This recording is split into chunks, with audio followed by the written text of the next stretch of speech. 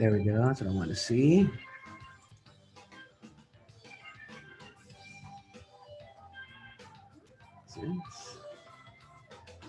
Zoom. So Zoom's, the school buys it. We just have access to it. It's going to be a delay, so. Of course, yeah, I know. Will they go live on this one? Reach more people by Boost your post. Rethinking. Whoops. Rethinking the paths to success with Jeff. How do you spell your last name? Nordeen. All right. Got my shirt logo in there. I got my Weatherology logo. Nice. Branding, it helps. Hey man, every turn.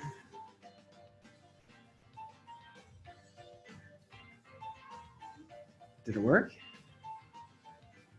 I guess we're gonna find out here in a second. Yeah, it says we're live.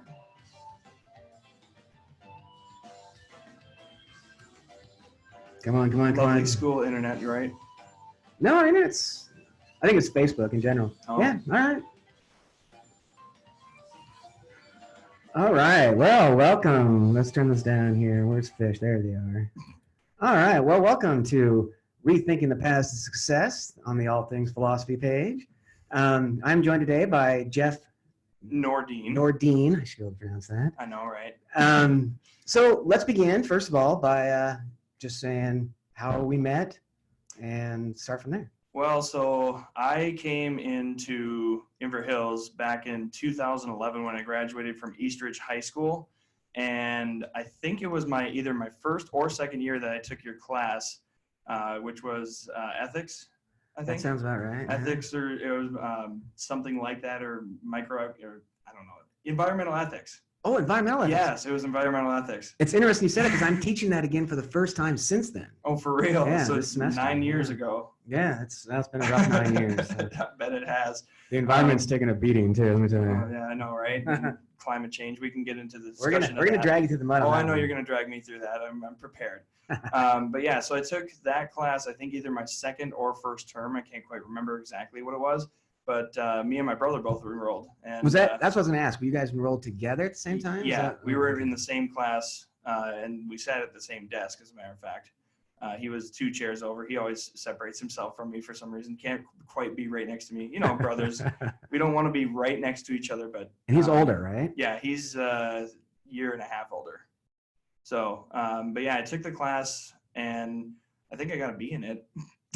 Which means I put enough effort to get past your, your block. Yeah, I mean, I've come a long way in 9 years in how I grade and stuff too. That was like my second year. Of teaching? Yeah, well, of teaching full time. Oh, okay. I've been teaching as an adjunct for a couple of years. Mm-hmm.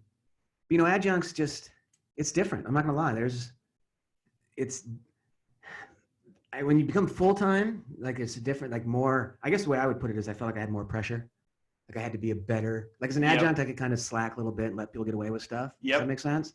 But as a professor, I was like, no, I got to hold the line, you know what I mean? Yeah. So I was kind of a hard ass, I guess, for lack of a better way of putting it. Right. And that's how we all figure out, how to work with your professors, in terms of your success. Well, yeah, I could have been less of a hard ass too, but I've softened a little. I still hold the same lines. I still make people back their stuff up. Right. And well, I mean, if you don't back your stuff up, why even say it? Well, you'd be amazed. I would be. I have a brother, once again, who, doesn't back himself up. But so your brother was pretty good about that.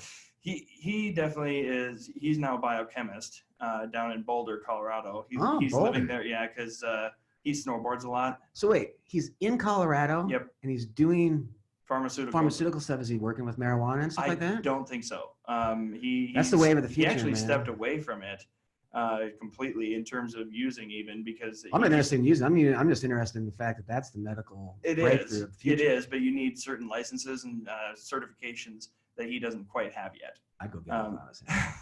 But he has his master's degree too, and then he was going to get his doctorate, but he needs money, so he's going to work first. Don't we all? Don't we all? He's going to work first for a couple of years, kind of get his relationship with his girlfriend, who she's going for her PhD. I can't remember exactly what it's similar, but it's it's a science field. I know that. Grad school. I know, and she loves it. She Snapchats every day about what she's doing. So they're just trying to get situated. They got a new house for the first time, so they're now enjoying the house life instead of the renting life. Yeah, well, that's it cuts both ways there too. Right. Yeah, I don't want to talk about houses. I was gonna say I had a professor once that he refused to buy a house. I remember asking him why. I mean, you got money. He's like, I can leave tomorrow if I want. Mm-hmm. With a house, I can't just leave. And I remember thinking, there's some truth to that. There is, right. All right, well, whoa. So that aside, so what year did you graduate, Inver? Inver, I graduated in officially 2014.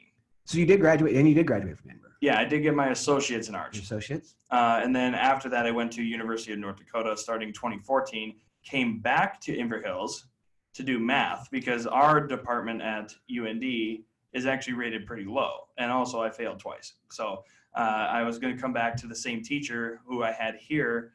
I cannot remember her name right now. I was going to say, give a shout out. Yeah, I know I should.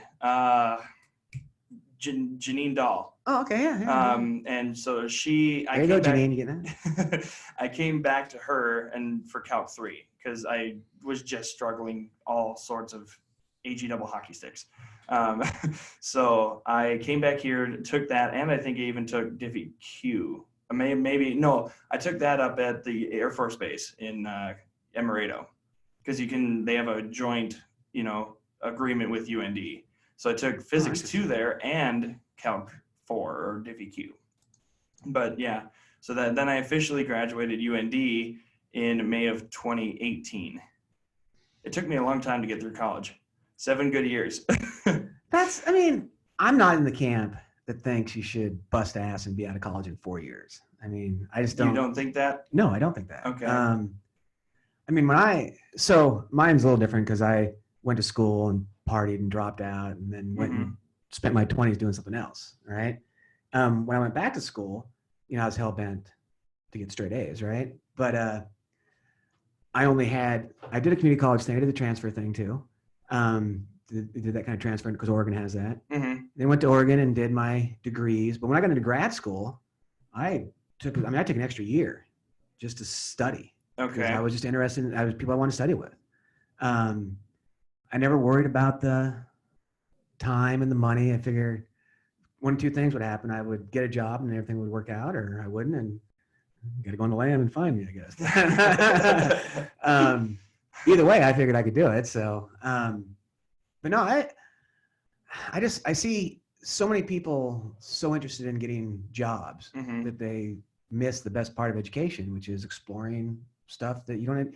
Because you're starting to know that once you get out there and start making money and getting real jobs, it's amazing how quick you're like, all that time you used to have is gone. Right. And it happens like that. Well, an interesting note about exploring, I didn't do that.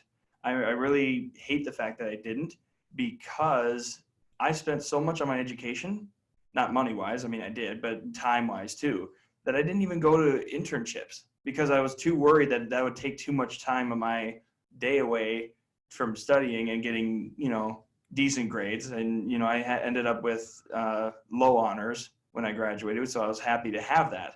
But at the expense of, I did not explore any career opportunities. I didn't go to the National Weather Service to even intern there to see what it's like. I visited, but I didn't actually intern. I didn't go to IHCC, which is a huge industry out there in North Dakota. Big weather industry with air and energy, you name it. Wind turbines, they're huge into that too. I didn't go there, and they had an internship too. So I missed out on all that. Now, how did I end up in the radio business? No idea. It was by chance. My secretary reached out to me one day and she said, "Oh, there's a job in Minneapolis. You want to take it?" And I'm like, "Yeah, can you give me the information?" So she gave me the info. And I go in there and I'm still blind. I don't know what I'm expecting for radio. I don't know what we're going to do, and turns out there's a lot of things that we do. And I didn't think that that's what we meteorologist did. There was a lot. So, but it doesn't seem like it, I mean, I hear you're saying, it doesn't sound like it really had a negative effect on your. It could have. Because I got into this job, I'm happy with it for sure.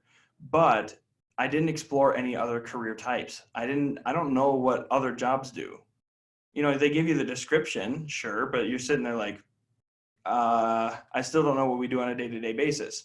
A radio forecaster, you sit there and you speak to a microphone like I'm doing right now. I mean, that's literally all you do, pretty much. And that's 90% of my job. The other 10% is contacting stations to get updated contact information and all that, you know, update our database and do severe weather coverage. That's 90-10. That's what I do. Well, let's back up for a second. And how did you get into this in the first place, right? I mean, it's always an interesting question. Into studying meteorology. And so, okay, that path was very interesting, let me tell you, because I have such a weird personality. Interesting, I guess. Weird is probably the wrong word. Where I like every kind of job. I wanted to be everything. I wanted to be a police officer. I wanted to be an EMT, a fireman. Like, all these jobs interested me. And then weather, that started when I was young. You know, a big thunderstorm. It was a squall line that moved through Minnesota. Actually, it was technically a derecho, which scientifically speaking is a line of storms that lasts for, you know, X amount of miles. There's a determined number. And it hit our house. What'd you call it? A derecho? Derecho. Derecho. And it's basically a strong line of storms with wind gusts in excess of 75 to 80 miles per hour sustained through that line. And it goes I think this one went all the way to New York State.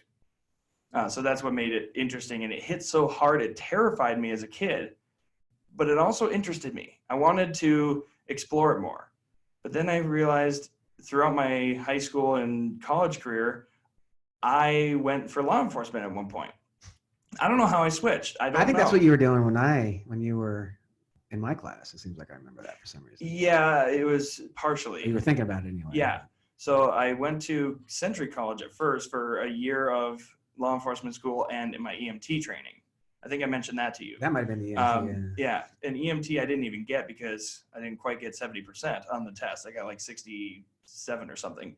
And it's $200. Lucky you. Right. And it's $200 to retake the test. So I was like, no, the first one's free. First one's free. Second one is $200. I can't afford that. So that's when I turned off that career and went back to meteorology. And that's kind of what made my decision. Maybe I wasn't quite fit for it. Maybe I was still too immature, and maturity developed all throughout my college career. And that was something that I keep waiting for that to catch up. I still am too. There's times when I need to stay, mature at times, but I let it slip because I still hold on to that piece of me that's still happy-go-lucky and, not professional. Nothing wrong with that. Right. So, yeah, it was a long process getting to where I am now. I mean, to really get the degree in meteorology, and specifically it's called atmospheric science from UND. It's atmospheric science. Yeah. And so technically it can be applied to other planets. It can be applied to space. Other planets? Yeah. You can do a weather forecast for like Jupiter? Well, the equations technically can be modified. I mean, everything should be able to. So you can, there's just a base equation for pressure. I mean, you have to equate for the mass of the planet that you're on to get pressure, but then you also have the mass of the core. I mean, there's a lot of things you'd have to change, but yes, you theoretically could make these equations work for other planets. So that's why it's atmospheric science. And there's even a space weather degree as well, or at least an emphasis in your master's program, which I didn't go for. The reason I find that so interesting is when I was back in the 80s in high school, I had an interest in kind of weather and stuff like that, meteorology. Mm-hmm. And they talked about it much differently, right? Because there was still the idea that there was atmospheres on some of the planets didn't even, right there. We still lived in the time in the 80s. There was still, right? They're just dead rocks out there. Does that make sense? Right. I mean, it just shows how far we've come. It's really fast. Yeah. I mean, that's my thing. I mean, I grew up in the time of global warming when it was the ozone. And I still blame the hairspray for all the girls in the 80s. I'm convinced that's the real cause. But, right. But I mean, we're from there to where we are today, right? I mean, just this. It's still going on. Yeah, well, I mean, but like the ozone, I mean, bring up the ozone to kids are like, what's the hell's the ozone? I mean, it's not in the zeitgeist in the way it was. Yeah, I suppose. But yeah, I mean, that's interesting that you came up in that. I didn't know you were interested in that. Originally, yeah, when I was, so I was kind of one of those smart little kids, and I was taking advanced Really? classes. You don't say. Yeah, I know. And yeah, I took an advanced, it was like a biology 2 course, Mm-hmm. where some of it was just, like dissect all the monkeys and stuff like that. Yep. But then there was also this kind of earth science thing around it that had like another aspect of the course. And that's what I remember being fascinated by this idea of like weather and lift and all this, Mm-hmm. kind of stuff. But like everything else, Found a different path. yeah. That said, so you start out, I think it's interesting that, you don't have money to take a second exam. So you switch. At that time, I didn't. I just find that interesting how often that kind of, the world's a weird place. There's my philosophical thing kind of, Mm-hmm. That weird, we like to think we're in control sometimes, right? Sometimes the universe just goes, no. No, you're not. Yeah. You're not doing that. Yeah. So, so you said you had an interest in weather from a child. Pretty much, yeah. But you didn't have it originally in school until. Right. So interest was as a child and growing up, I always followed weather from Dave Dahl. He was my role model on Channel 5. He must be a local guy. He is, yes. He's got his doctor degree and he still works in broadcast. He doesn't need to do research to be happy. He's happy telling people the weather and getting them informed, and he just loves his job so much. So I'm just going to pause right there for a second. Yep. You're saying there's a difference between weathermen and people who do research? Yes. Because unpack that a little bit. Yeah. So broadcast meteorology in general. You just close it? No, go ahead. I was like, we lost ourselves. I'm looking for something. So broadcast meteorologists in general, they're not necessarily in the research community. They do their own research and they do their own forecasts and they, verify everything and check it before, disseminating it to the public. But they aren't active as much in doing research. They want to know what's going on because that's going to impact their forecasts. For me, I just got back from AMS, which is the American Meteorological Society's centennial in Boston back in January, where people present research on what's going on in terms of numerical weather prediction, observations, satellites, etc. All this research was presented, and it's good. All this is acting to change what I have to interpret now as a broadcast meteorologist. Same thing with, Dave Dahl. What he does on a day-to-day basis is make forecasts, present them in, a happy-go-lucky fashion because you're on TV. You're preaching to an audience. In my case, I'm talking strictly to no one really, but I'm speaking to everybody at the same time. But you have an audience. I mean, I guess fascinating question too. We're going to all these different fascinating questions. Uh-huh. I mean, I guess I get, like as an instructor, I get the difference between doing something like this versus being in front of a class. Yeah. Which I guess is kind of that being on TV versus the radio. Yep. But there's still a personality involved, isn't there? I mean. Yeah, especially when I go live. I think it's harder for a radio person, I would argue. Really? Well, I mean, I guess my mind, I see it being easier to have a character on TV because I get to see you. I get to. Yep. Right. I get to see your silly faces and blah blah blah. Yeah, or radio outfits or whatever. Yeah. As a radio person, your personality has to go from your voice. Yeah, from your voice and your attitude. And yep. And so I get what you're saying. I think the common man. You know the common man. Right? Yeah. He has got a personality, right? Right. Yeah. So he's completely insane, but I've developed my personality on radio, and my personality is, especially when live. So like if I do a live call, that proves a different personality. That brings out something different in me for some reason. Whereas when I'm giving a forecast to a radio station, here's your 101.3 KDWB weather forecast. I'll just jump right into it and say mostly cloudy skies with temperatures around -10 because that's what it is outside right now. It's, I know it's, I walked out with no gloves on and I was like, I should probably put gloves on. Yeah, as a weather guy, I would think that's. Yeah, I know. It's right. I have them, but so I would just be so almost robotic, -10 with mostly cloudy skies, maybe a slight change. When you're recording. Yeah. But when I'm live, it's like I give a narrative and I also talk with somebody. There's someone else I can bounce off of. There's another DJ. And actually, I have two really good DJs. Shout out to Warroad and Wilmer, Minnesota for that. And give us your call handle. What's my call handle? The station's handle. So those stations are KWLM in Wilmer and KQ92 in Warroad. Not KQ92 down here in the cities. They're not affiliated. One's country, one's classic rock. But yeah, so those covering the gamut. Yeah, those two are my favorite DJs who I talk to every Monday and Tuesday because that's just our schedule, and they really bounce back. And they even after we're done with the forecast, we talk about in Warroad, we talk about the Vikings. We all know how they do. And then a lot of money for that quarterback, And then in Wilmer, we talk about whatever. I mean, we just bounce off. Maybe there's maybe it's a interesting weather day, or there's some, it's National Broadcasters Day or something, and she brings that up, and I'm like, oh, cool. And then I'll look it up real quick while I have time to talk with her about it and be like, oh, so this is what the history is. I mean, we can bounce off of it. So that live aspect, I have a different personality. But again, when I do a forecast, we only have 28 seconds sometimes, not even. There's forecast files that are 15. You can't fit much into that, and you can't even fit personality into that. Well, I hear, and I don't hear personality in those when you hear those things either, right? Because all radio stations have that, right? That kind of 15-second or 20-second, spiel about something. Yeah. I mean, the common guy does when they do ads or something like that, right? And there's definitely a difference between, the live broadcast versus the canned response, I guess. Right. Yeah. No, and that's very true. Same thing with severe weather coverage. So when we do that, I also put on a different face. I put on a more professional, serious face because it's severe weather. We want to make sure you're actually hold on, people, batten down the hatches. No, like I'm actually more like, and actually kind of concerned for them sometimes because last year we had a couple of tornado emergencies issued, and those are huge. I mean, those mean there's something huge on the ground. There's something that's already maybe potentially killed somebody.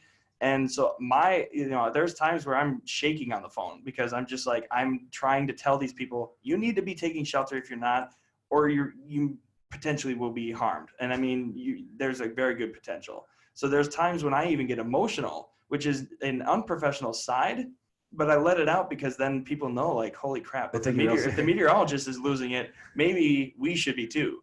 Or at least we should be doing something to listen to him. If he's nearly like at the brink of tears because, seriously, this tornado looked so bad on radar, and I saw pictures of it too. It was one of the worst that Joplin, it was another Joplin, not the same one, a new one. And so I was just like, God almighty, and so here I am on the air just like, please take shelter. At this point, I'm begging you, because the people who don't, they're the ones who die. Yeah, well, it happens to everybody. I know it does. We have the drinking song, Death Don't Hurt Very Long. Everybody drink. Yeah.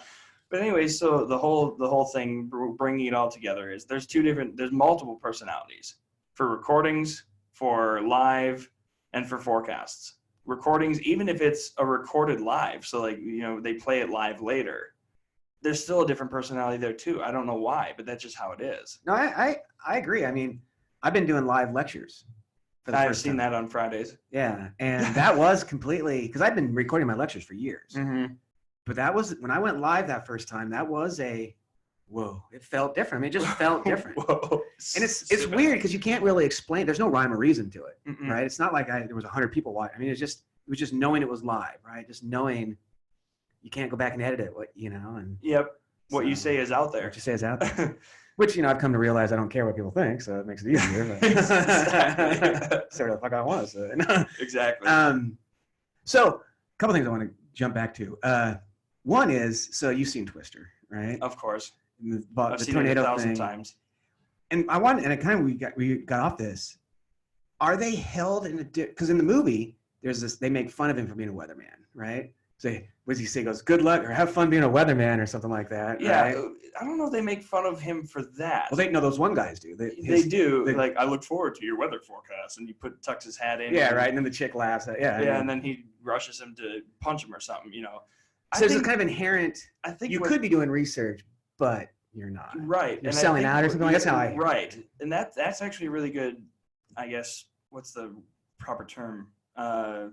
way to look at it. I mean, that's the phrase I can only think of right now. But the thing is, he's going from storm chasing to being a weatherman.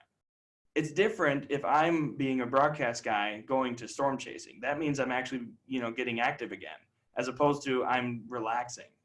Because I think that's what they're like, oh, so you want to stop chasing tornadoes because you're sick and tired of competition, you're sick and tired of losing your car, whatever might happen. But now you're just going to sit behind a camera or behind a microphone.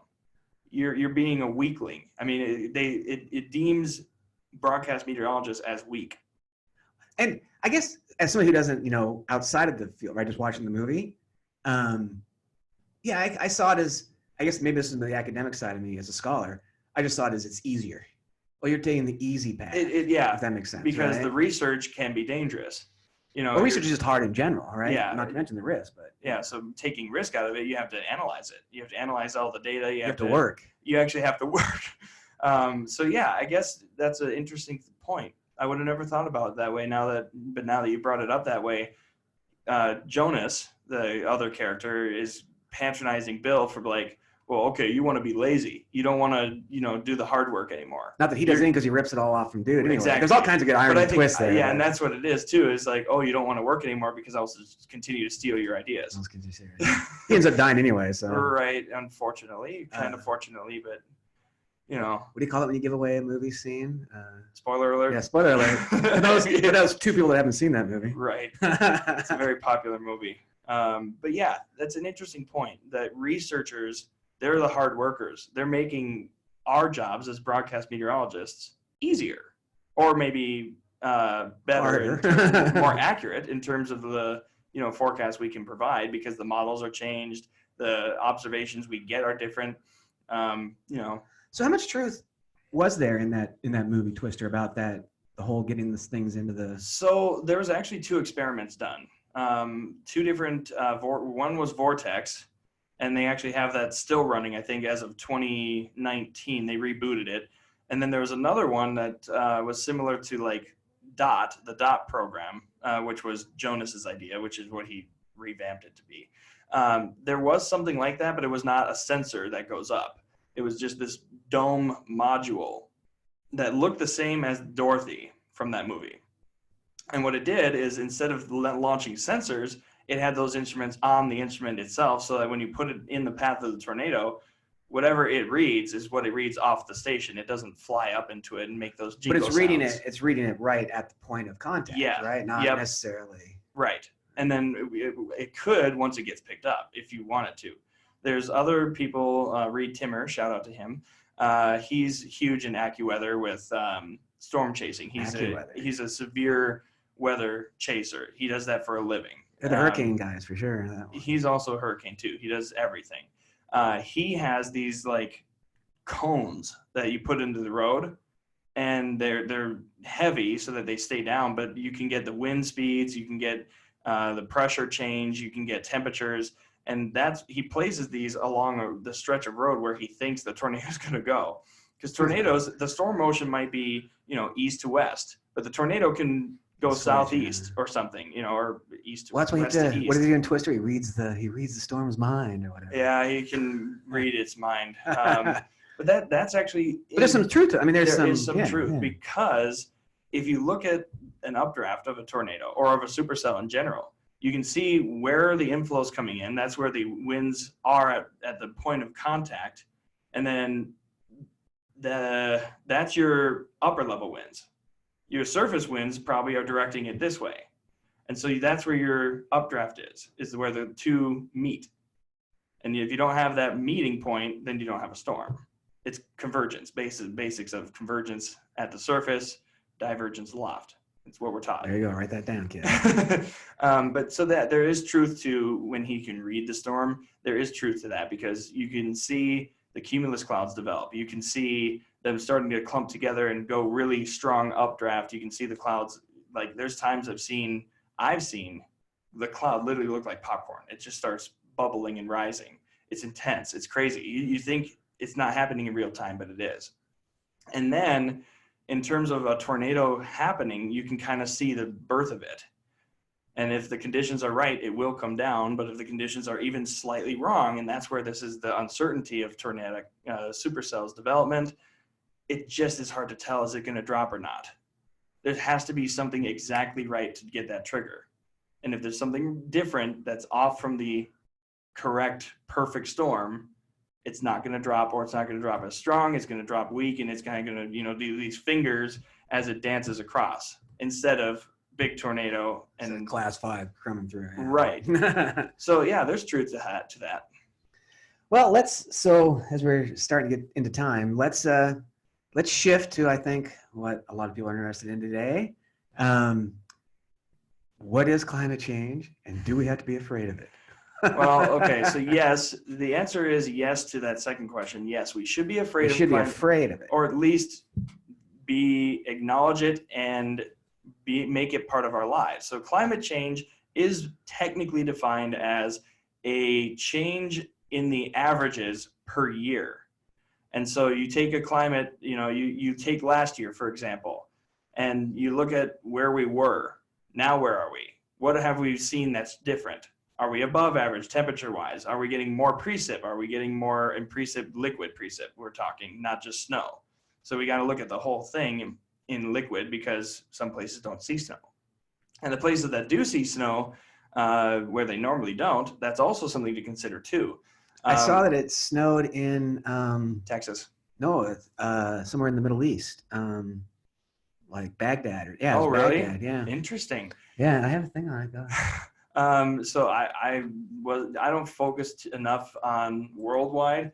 I do focus more on the U.S., unfortunately, and that's where my shortcoming is with some forecasting, because it's important to see trends. And Baghdad is covered in snow. For only the second time in more than a decade.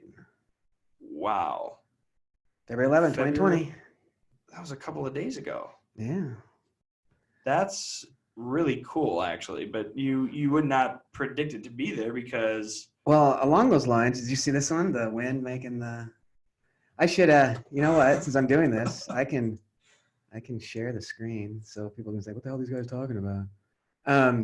Yeah, this one is just no, it won't. There it goes. It's just the wind blowing the waterfall goes up. Blowing the waterfall up. Yeah. And where was that? This is like in Ireland or someplace like that. That is gnarly. Not even gonna lie. That is also a mountain ridge. So there it is, Scotland. Yeah, it also helps that the wind will channel up the mountain. So I guess that can help, but that's strong winds. You can't. That is some strong winds. They said it was like 110. Yeah, it would have to. It would have to be in order to lift water that's falling. But the other one I wanted to show you was the things right in our alley, as we talk climate change. Come on, dead swans. Look at the animals playing together. Come on, I thought it was right here about Antarctica. It was, there it is, 65 degrees, warmest temperature ever recorded. That is cool. I want you to share these to me. This is the What is an Environment group in Facebook. Oh, okay. Yeah, so you'll just have to, I'll send you a thing for it. But, yeah, because that's really cool. And that's interesting because how does warm air get up there? It only sees sunshine for so many, so long before it's in darkness. So it's summer down there right now. All right. Theoretically speaking. And which means it's basically 24-hour sunlight. Right? But this is still, they've had 24-hour sunlight down there for centuries. And they still never hit 65 degrees. So whatever's going on here has something to do less with sunlight and more to do with sun. Well, it's the sun angle that heats up. But it's been doing that we've been on the same kind of trajectory for a while. Right? I mean, that's not new. What's new is something else. Yeah, well, how warm it is. Yeah. What might be happening is if you could give me the date for that, I could look it up. The jet stream could have easily swung out of place, and we get the cold air while they get the warm air. It's something very interesting. February 7th. This year? Yeah. Okay. I definitely want to look into that because it's interesting. Which is interesting. You can see super hot in Australia here and super cool on this side. Same. Right, and that again has to do with jet stream. So that's the temperature anomaly in Celsius. So it looks like there's something going on here, right? Yeah. There's a kind of cool area here with more. Yep.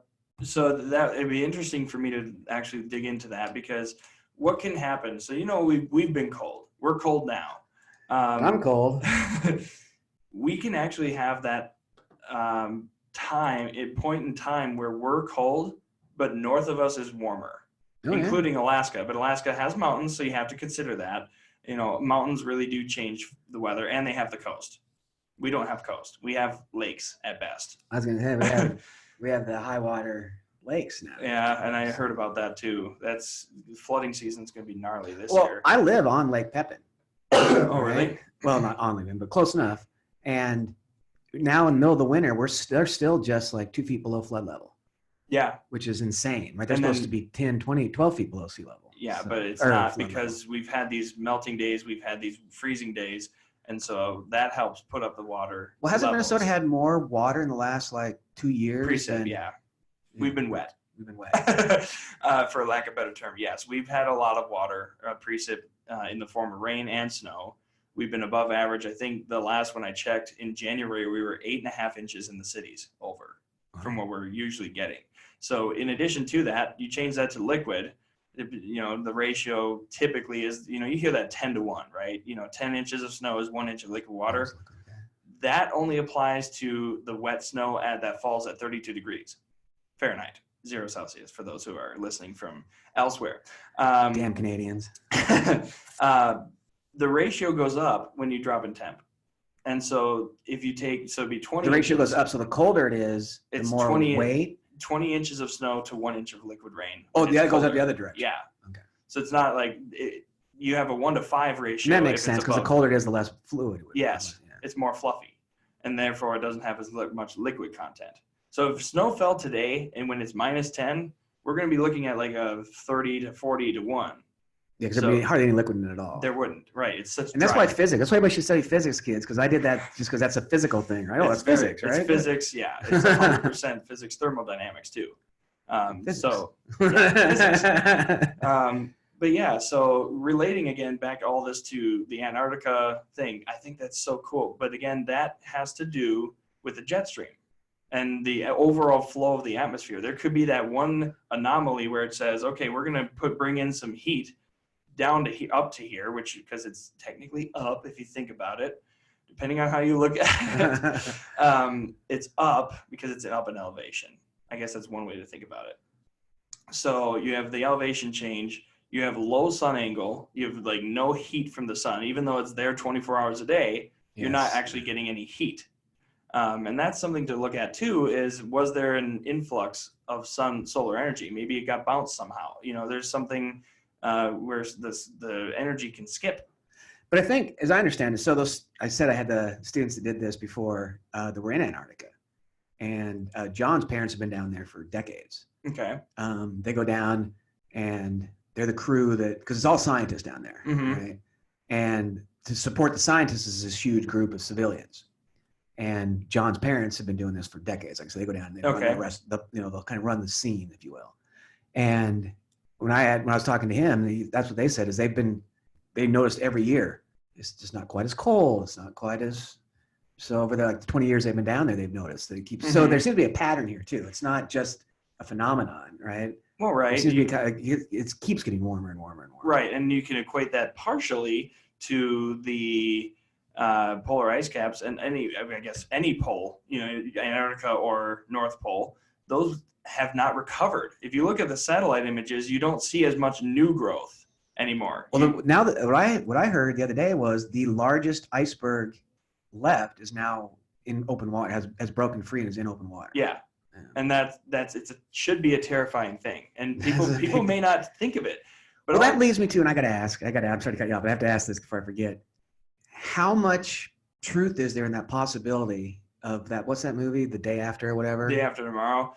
Is there any because that's the whole point of that, right? Is that the melting of because supposedly it's based on physics and science, right? But the melting of it shifts the patterns of the ocean, and the shifting patterns of the ocean shifts the pattern. Okay, because the oceans drive everything. I know the truth. Yes, you're absolutely right. So there's I don't know how much truth there is in terms of a catastrophic event where, 3 tropical sized, continental sized hurricanes. Well, leaving that side, yeah, I agree with that too. That's for movies, right? Yeah. But you could see a pattern where you had storms like that coming through. Yes. So with the ice caps melting, you increase the amount of water that's available, and cold water at this point, because you're losing ice, into it. Going in. But eventually, once that gets down to the equator, it'll warm it up. And then you have more volume of water. Warm water. Yeah, and that allows for hurricane development. So what we could be seeing is more stronger storms into Tornado Alley, first off, and also the coasts, including the Atlantic Pacific. I don't know. Yeah, so the Atlantic, right? The hurricanes start off the coast of Africa. Yep. And they come from the African westerlies. And the Pacific, it's a little more. They can come from multiple places, almost right? Australia and like China. Australia, yeah. And those ones typically, because of the way the current goes, they don't reach land. If they do, it's not a hurricane. It's considered a tropical storm, or even just a strong low pressure system. Because they come from warm water and then they hit that cold water. Yeah. Right? And that's what kills them. Yes. Yeah. That's what allows it to die off. But the ones that make it affect Washington and California. The heavy rains in Washington State, Oregon, and that area. And then if it continues, it'll hit the Rocky Mountains, and then we get orographic lift and Lee cyclogenesis, Yeah, as you mentioned that, I was just going to say that in Oregon, they're having huge flooding issues. I thought I had a thing on here. Maybe it was closer than I thought. But they're having huge flooding problems in Oregon right now. The water, Eastern Oregon is seeing more water than, like I said, it's... You mean rain? Yeah. They see more rain? Okay. They're just flooding there. I thought I had it in here. Serious flooding in Eastern Oregon. Yeah, well, I guess I didn't. Australia's getting its ass. The fire weather? Yeah. This was... I saw that. 24 hours in Newfoundland? Yep, I saw that. The wind, I think the wind was terrible that day, and that causes the extra snow drift. This is not a drill. Where did I put? I had all that Oregon. Maybe up here on my page because it's relevant to people I know. Anyway, I guess it's not a big deal. But they've just had monumental amounts of rain, but that's probably impartial to the increase of low pressure systems that are making it inland. I've seen, even on weather models back in August, I think, I've seen a couple of actual hurricanes in the Pacific, but they die out. They don't make it to land. They go up into Alaska. There's no hurricanes, I thought it was typhoons in the Pacific and hurricanes. Yeah, I know, that's the technicality. We decided. So I'm right about that, right? Yes, you are. I remember shit from high school, kid. So it is technically typhoons, but they are equatable. Well, they're the same. Hurricanes. They're the same. They're going to have winds. They're going to have strong, heavy rainfall, and they do that so we know that one's different. That one starts in the Pacific, one starts in the Atlantic, and the ones in the Atlantic tend to be bigger in general when they hit land versus the ones in the Pacific because of the Gulf influence. That also has something to do with the fact that there's more warm water out there. I don't know where the Pacific gets its warm water, or it gets its water from. Well, the warmer water is like that, but you said Australia, right? Thailand. Oh, that okay. Area. Yeah. So Thailand can get hit with some gnarly typhoons. Oh, I know they can. They come up in curve. Yes. Right. Yeah. And they take over the whole thing of. They get in that bay. The Bay of Bengal, I think it is. Yeah. And that's impeccable. I mean, to know how much they get, because if they get hit, it's impending doom for us in a sense. It's going to come to us. Whether it's going to be a full strong typhoon or a weak-ish low pressure system that brings a lot of rain. I mean, you've seen the radar loops. That thing just sits there and spins and spins and spins, and Seattle is getting dumped. Oregon. Well, I lived in Eugene for 10 years. I know. Oh, really? Yeah. It's when it sets in, it sets in. Yeah. So it just sits there and nothing pushes it away. Why is that? That said, I was just in Oregon a couple years ago, and Oregon in general, especially along the coast, has seen a huge drop in moisture. So a lot of the fir trees are dying because they don't have enough water. It's one of those kind of things. That's odd. It is odd because it's one of those kind of things, when you're in Oregon, it feels like it's still wet. You mean like the soil? No, I mean, the air. It's still the same. It still feels the same. Like when I lived there before, right? It still looks the same, but it's not raining as much. Because it's raining in the winter from November to February, it's just rain. Okay. The problem is Well, it's still raining every day. It's raining half as much every day. So it still Okay. looks the same. Everything. So the people living there So the amount. but the amount that's falling is, and it's one of those things you don't notice it when you're just walking around because everything's wet. But those fir trees have such deep roots and need so much water that they're starting to see the tips of the firs are dying because they don't have enough water. Interesting. And I bring that up because, it mentions here, we're seeing this drop in wildlife and climate change is killing things, basically, for lack of a better way of putting it. Yeah. Now, whether that's good or bad, that's the interesting philosophical question. But, well, why would it be good? That's what I want to question you on. I have learned, I tell everybody this, if I've learned anything in my years of study, it's that I really suck at predicting things. Okay. And what everybody predicts to be bad turns out to be not so bad. Okay. I guess the way I look at it is, who's to say what the effects of climate change, what effect that'll have on human consciousness, and how so humans might might evolve. I don't want to use that term. Might adapt in a way that wouldn't have happened without the crisis of climate change. Does that make sense? Yeah, that makes sense. I guess that's interesting to think about. If you think not having the ice caps, if they were gone, how would that change? Well, we wouldn't have, the southern coast of U.S. It'd be underwater. Well, everything, but Canada would be a hell of a lot warmer too, right? Potentially. I mean, would we see the temperatures at the equator up at Canada? Probably not. But this is one of those kind of things. We have angle. some research on this, right? Because we can look back to when, the days when the planet was much warmer, right, before the ice caps. Yes. Right. I mean, it's not like the planet hasn't. That's why I think sometimes we as humans forget. So I'm a George Carlin believer.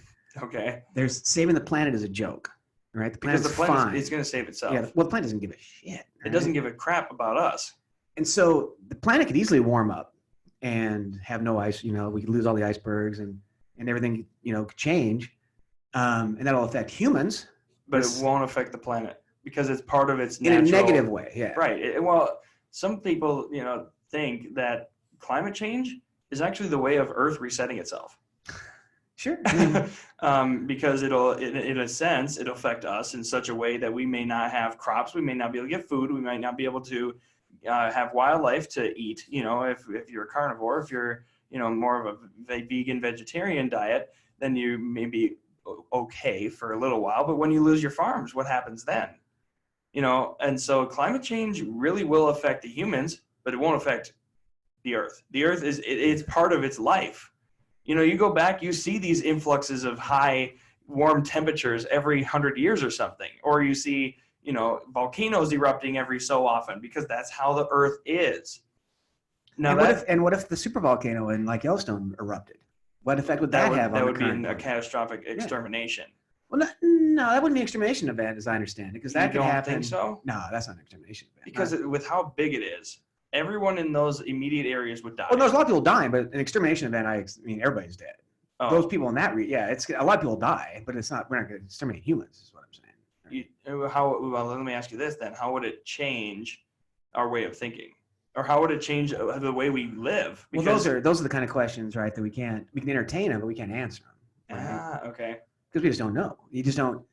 Ayn Rand, who I'm not a huge fan of, but Ayn Rand has this claim where you do whatever you can and you manipulate whoever you can, and if you're smarter than somebody else, screw them, and will to power kind of stuff. Okay. But then she says, but in a state of emergency, everything all bets are off, because you just never know who's going to be what and blah blah blah, and the lowest might become the highest, and the highest might become the lowest, and so in the state of emergency, all bets are off, right? And you just don't know what's going to come out of that. Okay. And I just think, she's like the blind squirrel. Most of the stuff she has is crap, but she found a nut on that one. There's something to that. In the state of emergency, we just can't. There's no prediction after the fact of that.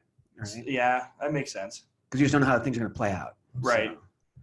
But yeah, I mean, just so ignoring Yellowstone, because that would be the event that changes the Earth. I mean, oh, absolutely. Yeah. So all of that area would be gone. In a sense, it would be a big volcano.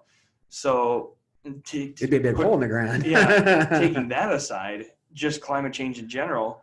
If we stopped getting water for some reason, or it stopped raining for some reason, we lose a lot. We lose infrastructure. We lose, You know, the biggest risk to us is, right? You know, the biggest risk to humans is ourselves. Well, I mean, that aside, but I mean, as far as something stopping, it's electricity.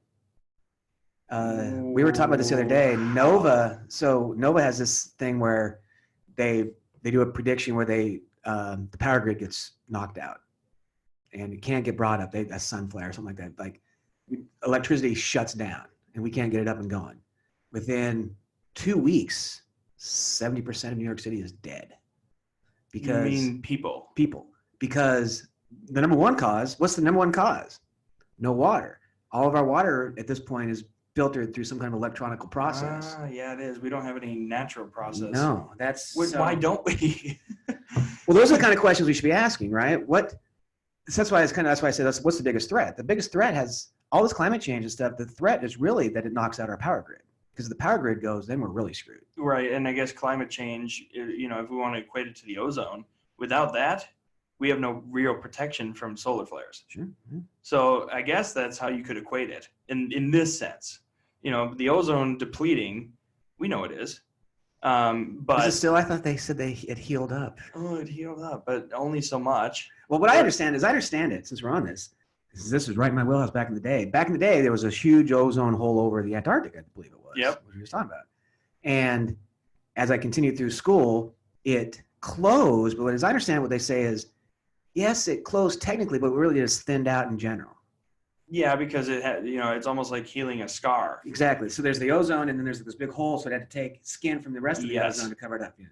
So it's still weaker in general. It's just weaker in general. Which means it can allow more radiation through in the form of gamma rays, X-rays, you know, whatever comes from the sun. Which a lot of people argue is the cause of climate change. It has nothing to do with humans, right? That's right. But there is us involved because we're putting all these pollutants in. How'd the ozone get thin in the first place? Right, yeah. And also we're putting all these pollutants in, which keeps radiation in. So any radiation that gets in, it just bounces back and forth instead of leaving. So you disagree with the President of the United States that climate change is a hoax? I don't really want to talk about Trump, but yes. Well, I said the President of the United States, right? I mean, that's all I'm talking about. And the President of the United States said climate change is a hoax. That's interesting that he says that. I can't believe it. I don't agree with that. So as a trained meteorologist, you confidently acknowledge. Yes. And that's what I learned from AMS, the conference. They had the president of AMS gave a speech about climate change and how it's, you know, how we need to start better forecasting it. And I don't know how you forecast climate change. It's next to impossible to, but there's things to look for. And one of it is emissions. One of it is the ozone. I mean, there's many factors that go into it. It's interesting you mentioned the ozone because I just don't hear you don't hear it anymore. Yeah, it doesn't even exist in the zeitgeist anymore. But like I said, if we had a 16-year-old in here. That's because there's no hole. It's thinned out. People are like, oh, we don't need to talk about it anymore because it's thinned out. There's no actual big hole.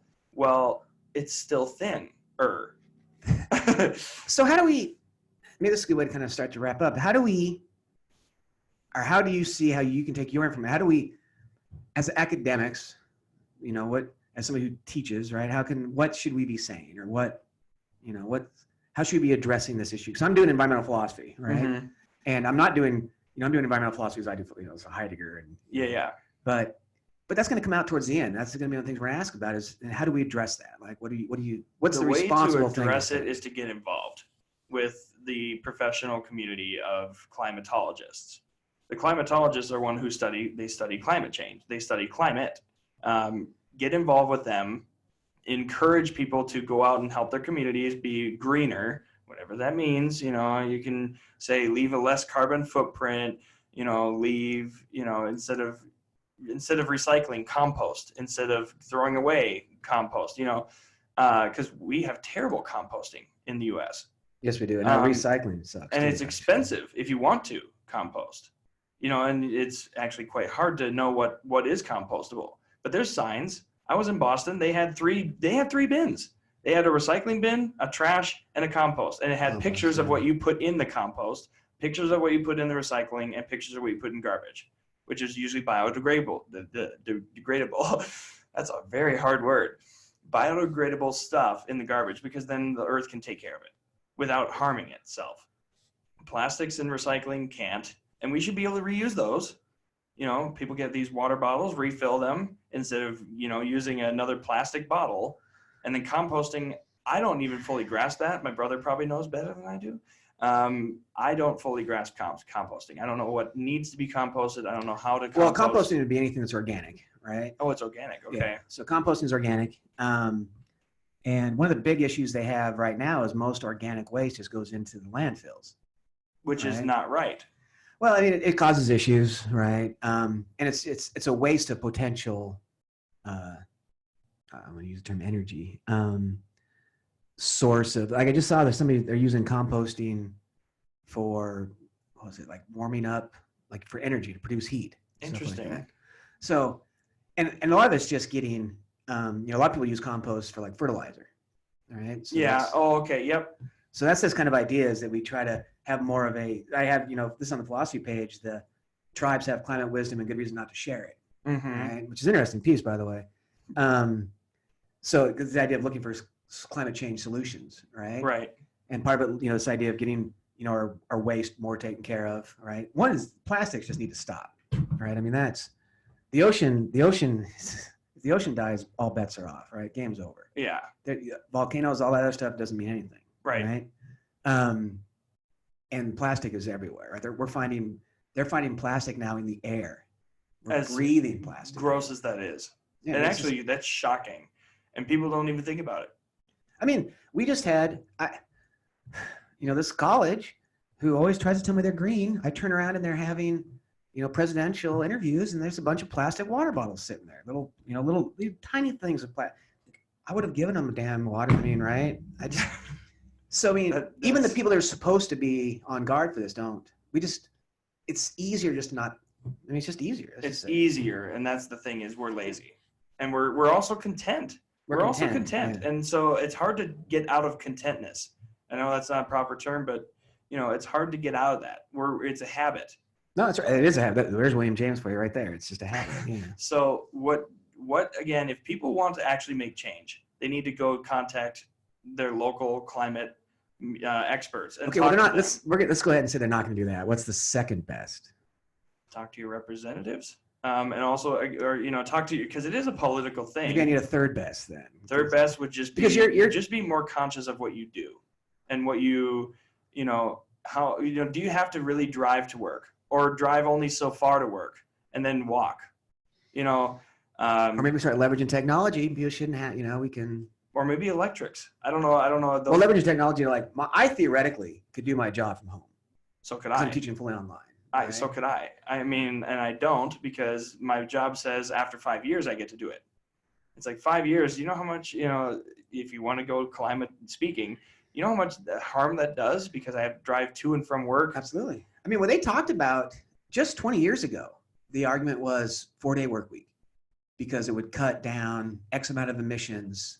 Right. And stress levels. Well, that aside, right? They weren't even talking. That wasn't the argument was just on a purely. Oh, really? It was okay. Yeah, it was just on a purely environmental level. Interesting. Right? Okay. That just cutting down to a 4-day versus 5 days. That 1 day of driving, you know, they do the math, right? Driving and blah blah blah. That would cut down X amount of thing.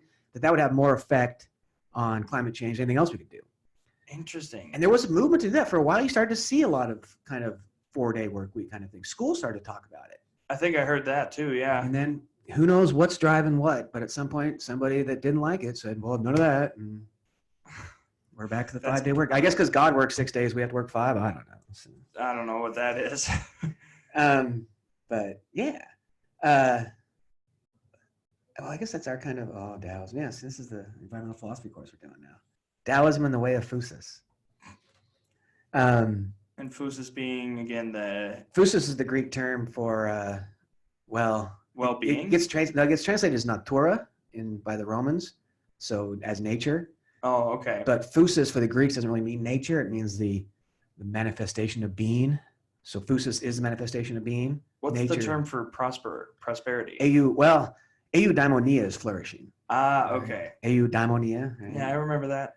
all humans want to flourish. Yeah. Yeah. So yeah, and that's how I used to kind of teach the environmental philosophy course, was under that guise of eudaimonia. And flourishing. And now I've shifted to Phusis. Well, yeah, I guess we can't talk about, what I came to the conclusion was I can't talk about eudaimonia until I get a clear head in my head around what phusis is exactly.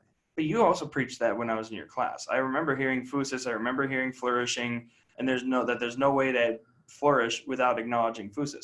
That's right. But now we're just focusing strictly on phusis. Interesting. Okay, that's gonna be an interesting deal. I might want to come back and take another class. I'm actually doing the whole thing through the what is an environment course. So I'll show you guys this real quick. I'm sharing this page right now, so you guys can all see this. I'm putting the readings in. So okay. I had this is where I posted what week we're on. And these are just discuss if you want to talk about them. But I posted the readings actually in here. So like if I click on that, so these are all the readings for the entire semester. And I'll add next week's here sometime this week. So you can read everything we're reading in this class. Yeah. Right. And I'm doing this on purpose because then you do live streams Fridays. That's your, or is that no, that's what I was doing last semester. Oh. This semester I'm fully online. Okay. And so what I'm doing is I'm doing live lectures for this class, and they kind of float. There's not really a set day. We've been doing Wednesdays, but it floats a little bit. Okay. Yeah, we just come in and we talk about the readings. We do it in here in this podcast. Oh, really? Okay. Yeah. So. Gotcha. And then I put those in here, so like you can go back and look at all the videos. Right. So these are all the ones, right? And those are with students that you invite? Yeah. Well, this is Mike's been the only one that's showing up lately, but yeah. Nice. So yeah, and the idea is one is I'm just trying to rethink education in general. But that's one we did yesterday. And I think this is an important enough topic to put it out there for anybody that wants access to it. Absolutely. And I don't feel like I'm doing anything wrong because you pay for credits. You don't pay for knowledge. That's what I'm trying to get people to see, right? Knowledge. That's a very interesting take on it. Well, I mean, knowledge is, what's that movie? Knowledge is power. Well, no, there's that movie about the really smart guy that goes to the college and fixes the math program. And are you sure you're not talking about like Hawking? No, what the hell is that movie called? It's got Damon in it. Matt Damon plays the smart kid. With Robin Williams? Yeah, with Robin Williams, yeah. Oh, man. Whatever that movie's called. Now we both know what it is. There's that bar scene where he says, you could have just bought a library card for $1.50 and gotten all that information. Yeah. Because the guy's regurgitating, and he goes, you could have just read all that. But there's nothing, if all you're going to do is regurgitate the information, why are you paying for that? Right? That's that kind of, and that's why I see this. This is just the information. You don't pay for the information. You pay for the credit for having read the information. Yeah, you pay, and then the school acknowledges that you took well, we got your money, so we'll give you a degree, And I mean, and there is a ranking once you're in there, right? I mean, that is kind of the game. But that aside, the information itself isn't what you're paying for. No. You're paying to compete in a real sense. Yeah. And then of course, to have those transcripts and blah, blah, blah. Right. And so I'm just kind of trying to walk this fine line as I see education changing and trying to see if I can position myself to play with the cards that you have in your hand. Kind of, yeah. And I'd like to have an online radio station. I don't know why they keep resisting. Spreaker.com? Well, I mean, I'm on Inver to do it. Oh. So I could use this as the studio and run a radio station. Yeah, but again, Spreaker.com is a hosted website. I had one there. Which one is it? Spreaker. It's literally speaker with an R. Sue, stop that real quick. Yeah, so Spreaker.com. Spreaker. SPR. Like speaker, but with an R. Spreaker. Oh, Spreaker. Like Spreaker. Like that? Spreaker Studio? Yeah. And the website should be Spreaker. Yeah, that's it. It's free? It's free for a 30-minute a day. For 30 minutes a day, it's free. Yeah. Interesting. You can pay, I think, if you go to like products or something or offers or something like that on the top, it goes over like if you want to be premium, and then you can be live. You can be live 24. Because I saw an online. We were looking for online radio. Running an online station. Yeah, that's what we had it as. I can actually. There's one example. KWPO in Des Moines. They're online, and we do forecasts for them. They're not even a frequency. Radio.co. That was what I was thinking. Okay. I just wonder if there's a difference between how this one functions versus this one. I don't know. I did. As I said, I did Spreaker when I was in high school. I just did some classic music, and I also did news every like maybe 5 minutes with a quick news article and weather. So there's your free speech, on-air talent. Free speech, up to 15 minutes per live. Oh, it's 15 now. Okay. It was 30 back then. And if you pay $6 a month, I'll give you 45 minutes per live broadcast. And then what is the broadcaster? Broadcaster, which is the most popular, is $18 a month, and you get 3 hours per live podcast. That's pretty nice. And then what is Anchorman? Live all the time? $50 a month and 5 hours per live broadcast. Okay. So it seems like this one's a better. If you want to be 24, or if you want to kind of actual. So this one sets it up, and they set up their structure differently, right? Disk space. They do it by gigabytes. Yeah. Okay, and the amount of listeners you can. How many listeners you can have? So bandwidth. Okay, so that's what they do. So this one at $50 gives you 5 hours. This one at $50 gives you 10 gigs or 10,000 listeners. All right. And I wonder what that would be in listeners for Spreaker. Yeah, I don't know. That'd be interesting to. We're getting sidetracked because it has nothing to do with the climate or anything else. But right. I actually did not know that you were doing radio. Yeah. So that was I just thought I knew you were doing meteorology. I didn't know you were doing. Yeah, it was radio forecasting. So specifically, I make forecasts 30 seconds, 45 seconds, and then all the way up to, I think the longest we have is a 2-minute file, and that's agriculture weather. So we focus on, in the summer months, we talk about Kansas agriculture statewide. Agriculture, interesting. And so we basically give them like the precip amounts that they're above, below average for this time of year. We're expecting more. The climate data comes in and says, we're expecting a wetter summer than normal, stuff like that. But that's one file we do. Otherwise, we do travel forecasts, and those are minute 30. So there's a couple in Iowa that are travel, one in Minnesota that's a travel, and typically they just want surrounding states. So Iowa wants Minnesota, Wisconsin, Illinois, Missouri, which I always forget is Arkansas or Missouri, and then Nebraska. Arkansas is way south of Missouri. I know it is. Fish is playing Arkansas for the first time ever this summer. Oh, really? It's one of 6. There's 6 states they never played, and they're going to mark one off the Arkansas. So the other ones are. Are you going? No. Oh. Arkansas? Are you kidding me? I lived in Arkansas. I do not need to go back to Arkansas. Yeah, no, it's just I'm here in the West Coast. Soon, okay. So. But yeah, so they do travel forecasts, and that's what they want. And then the ag forecasts, there's a couple. One in Kansas, I think Nebraska does another one too. Because that's where Kansas, Missouri, or Kansas? Kansas. Did you hear? You know about the Super Bowl thing, right? Trump said, "Congratulate the state of Kansas." That was great. I Snapchatted that all over. One of my favorite memes was a picture of the band Kansas. It says Missouri.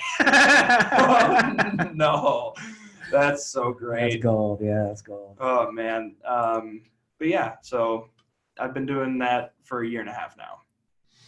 So you're happy? You like your gig? I do. It's close to home. I'm able to live at home still, which thank my mom and dad for that, free rent. But they said I do have to pay my college, tuition.